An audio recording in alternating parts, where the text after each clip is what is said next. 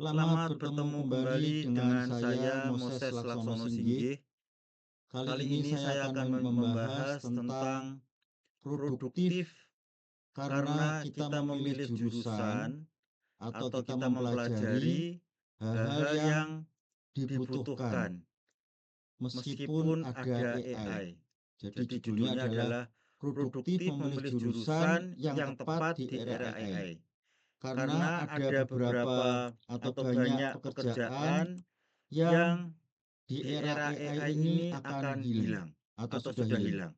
Nah, kita akan melihat dari video ini, dari penjelasan ini, saya akan menjelaskan apa saja yang hilang di era AI. Kalau kita mempelajari ya di prodi atau jurusan yang nantinya bisa dikerjakan oleh AI, maka pekerjaan kita akan diambil oleh AI, artinya kita tidak mendapatkan pekerjaan. Navigasi kompetensi, disrupsi teknologi karena AI, dan strategi future proof untuk masa depan pendidikan dan karier. Ya, bergeser, eksekutif briefnya adalah bergeser dari mengejar ijazah menuju penguasaan sistem. Ya, disrupsi AI memaksa restrukturisasi kompetensi jurusan yang tepat tidak hanya memberikan gelar, tetapi membangun daya adaptasi nyata. Adaptasi karena adanya AI. Disrupsi rutinitas pekerjaan kognitif dan administrasi dasar yang berulang secara eksponensial digantikan oleh AI. Salah satunya machine learning. Jadi kalau kita belajar atau pekerjaan kita di bidang ini, kita mulai memikirkan untuk pindah pekerjaan atau belajar lagi. Ya. Imperatif kompetensi. Pasar tenaga kerja kini memprioritaskan pemecahan masalah yang kompleks, interaksi manusiawi, dan arsitektur sistem. Nah, inilah yang pekerjaan yang masih dibutuhkan pada saat AI. Untuk pemecahan masalah yang kompleks, ya kita harus belajar lagi, belajar lagi. Ya, otak manusia itu diciptakan Tuhan dengan sangat baik sehingga bisa merangkum hal-hal yang kita pelajari dalam hubungan di dalam sistem ini. Ya, formulasi relevansinya adalah kesuksesan karier itu adalah gelar akademis yang dulu. Nanti kita lihat dulu dalil itu apa. Sertifikasi taktis yang banyak zaman-zaman sekarang ada banyak di YouTube atau di website ada sertifikasi taktis, ya. Soft skill singkat, soft skill tingkat tinggi. Nah, ini harus kita pelajari. Harus kita kejar supaya kita bisa bekerja di bidang yang di tengah ini. Ya. Mengikuti tren tidak lagi cukup. Jurusan harus memiliki relevansi masa depan. Kalau tidak memiliki relevansi masa depan, maka seperti tadi yang saya jelaskan bahwa kita tidak mendapatkan pekerjaan karena digantikan oleh artificial intelligence. Jurusan yang fokus pada tugas administratif, produksi konten rutin. Jadi kita mengerjakan pekerjaannya rutin terus nggak akan diambil oleh AI. Desain dasar adalah yang pertama terdisrupsi karena kalah efisien dari generatif AI. Pekerjaan teknis level dasar semakin cepat dan murah dieksekusi oleh mesin. Ya. Algoritma secara mandiri mengambil alih kompilasi data dan pembuatan laporan standar. Ya. Saat ini kalau kita punya tulisan itu difoto dengan ChatGPT umpamanya langsung menjadi tulisan. Kita nggak usah ngetik-ngetik lagi karena bisa langsung menjadi tulisan. Fokus pendidikan bergeser dari cara memproduksi menjadi apa yang harus diproduksi sesuai dengan kebutuhan manusia. Jadi pekerjaan rutin ini akan hilang karena kemampuan AI untuk menggantikan pekerjaan rutin. Nah, AI nanti akan meningkat. Nah, kita harus mengikuti perkembangan AI ini sehingga kita bisa terus bekerja sesuai dengan hal-hal yang tidak bisa dilakukan oleh AI. Ya. Nah, yang kapasitas generatif AI bukan sekedar mesin mencari. Jadi AI bukan sekedar mesin mencari. Teknologi ini mampu menciptakan konten baru berupa teks, gambar, dan desain dalam hitungan detik. Misalnya yang saya gunakan sekarang menggunakan notebook LM, ya. Dari berbagai sumber yang saya upload ke notebook LM, saya bisa menciptakan beberapa penjelasan. Ya. Tentunya saya perlu memeriksa apakah penjelasan itu sesuai dengan kaidah teoritis atau tidak, atau logikanya sudah betul atau tidak. Karena AI sendiri sudah mendeklar bahwa AI bisa berbuat salah, gitu ya. Jadi kekuatan utamanya ya generatif AI ini adalah memproses data raksasa untuk menghasilkan pola berulang secara instan, ya hanya beberapa detik atau menit gitu ya, dengan biaya operasional yang mendekati nol. Dampak langsungnya pekerjaan yang mengandalkan produksi konten rutin, ya, setiap saat seperti itu, dan administratif tingkat dasar akan menjadi rentan untuk digantikan oleh generatif AI ini. Ya, ini adalah yang biru-biru ini adalah drafting dasar, penerjemahan teks, generasi gambar. Nah, gambar-gambar seperti ini saya pun sukar menggambar seperti ini. Tetapi dimasukkan ke notebook LM bisa menggambar sebagus ini. Nah, yang di atas-atas ini adalah hal-hal yang perlu kita kuasai ya, supaya kita tetap bertahan untuk mendapatkan pekerjaan. Strategi yang kompleks yang menggabungkan apa dengan apa, akan dengan apa gitu ya. Kita perlu diskusi dengan beberapa orang sekaligus gitu ya. Interaksi secara fisik. Nah, itu juga perlu karena ya AI sendiri kan bukan tidak punya fisik gitu ya. Jadi interaksi kalau di interaksinya begini akibatnya apa. Nah, kita bisa memprediksi kita sebagai orang. Empati otentik, empati yang sesungguhnya. Nah, ini juga tidak dikuasai oleh AI. Jadi nanti ada human touch gitu ya. Nah, ini adalah pekerjaan-pekerjaan yang AI tidak bisa karena AI bukan orang. Ya. Mengapa DKV, komunikasi, dan bahasa terdampak langsung? Ya, metode tradisional kita mengerjakan ini berjam-jam. Tapi dengan generatif AI, kita bisa melakukan dalam hitungan detik. Ya, penerjemahan bahasa dan sastra. Akurasi mesin penerjemah menyamai manusia. Mengeliminasi kebutuhan penerjemahan teks dasar. Nah, kenapa kok teks dasar? Karena ada teks-teks untuk hukum, ya itu ada istilah-istilah khusus yang mungkin AI tidak ngerti gitu ya, tidak terbiasa, tapi bisa dilatih. Ya, jadi penerjemahan itu sudah bukan pekerjaan manusia lagi. Ya, ilmu komunikasi, merangkum berita, menyusun draft laporan, copywriting dasar kini diambil oleh sistem pintar yaitu AI. Ya, beberapa kali saya menggunakan Zoom, lalu direkam, ya, dengan sangat mudah saya mengambil teks rekaman itu dan dengan ChatGPT yang saya lakukan, saya bisa merangkum dalam hitungan detik ya. Ini hitungan detik. Ya. Contoh yang lain, Bapak Ibu Saudara bisa menggunakan Gemini ya. Lalu link video ini dimasukkan ke Gemini ya. Lalu dituliskan ringkaslah atau rangkumlah video, lalu linknya diberikan, maka dalam hitungan detik Gemini akan memberikan ringkasan video ini. Nah, itu semudah itu. Kalau kita mendengarkan videonya akan lama, ya. Desain komunikasi visual. AI Image Generator mampu membuat ilustrasi komersial dan poster secara instan, menggeser peran desainer tingkat operator. Ya, sekali lagi tingkat operator, bukan desainer yang memang memikirkan ini harus bagaimana begitu ya, bukan. Ya. Oke. AI bukan mengakhiri pekerjaan, melainkan mengakhiri pekerjaan rutin menjadi pekerjaan yang nanti sebelah kanan ini.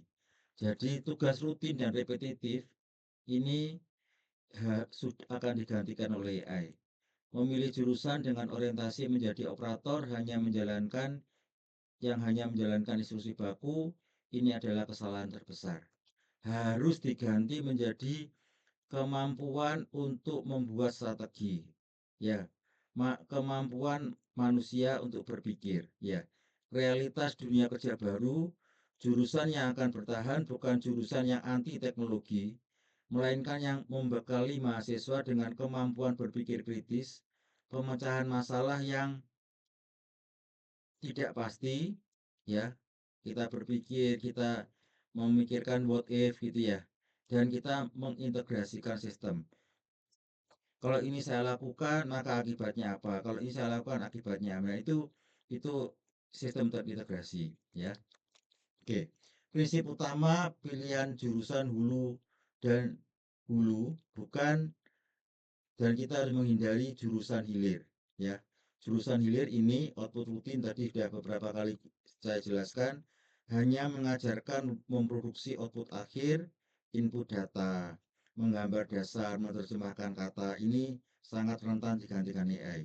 Ya, kita harus mengubah menjadi yang ini menjadi yang jurusan hulu, jurusan yang berpikir, mengajarkan proses kerangka berpikir, logika sistem, statistik, strategi ya, data mining gitu ya. Data yang segitu banyaknya lalu dirangkum. Nah, itu kita gunakan AI, tetapi merangkumnya caranya benar atau salah itu tetap pekerjaan manusia. Kita bisa menjadi perancang sistem bukan sekedar pengguna tools. Ini adalah pekerjaan atau prodi yang tahan banting terhadap disrupsi AI. Ya, diagnosa jurusan pemetaan hulu dan hilir. Ya, jadi ini yang hilir, yang ini yang hulu, yang tahan banting. Fokus pekerjaan memproduksi hasil akhir yang berulang, membangun strategi. Kita gunakan logika, ya, dan pemecahan masalah. Peran AI bertindak sebagai manusia secara langsung. Ya, ini pekerjaan manusia ini langsung digantikan oleh AI. Di sini AI bertindak sebagai asisten yang membantu kita. Saya punya ide, gitu ya. Lalu saya minta bantuan notebook LM untuk membuatkan PowerPoint ini. Ya, saya minta AI untuk membantu saya. Sekali lagi isinya tetap tanggung jawab saya. Iya. Peran manusia, operator teknis tingkat dasar, ini yang akan hilang. Manusia perannya adalah integrator, perancang sistem dan pengambilan keputusan.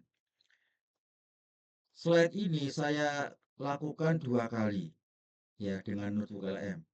Pada pengerjaan yang pertama ada beberapa hal yang menurut saya kurang baik, ya kurang jelas.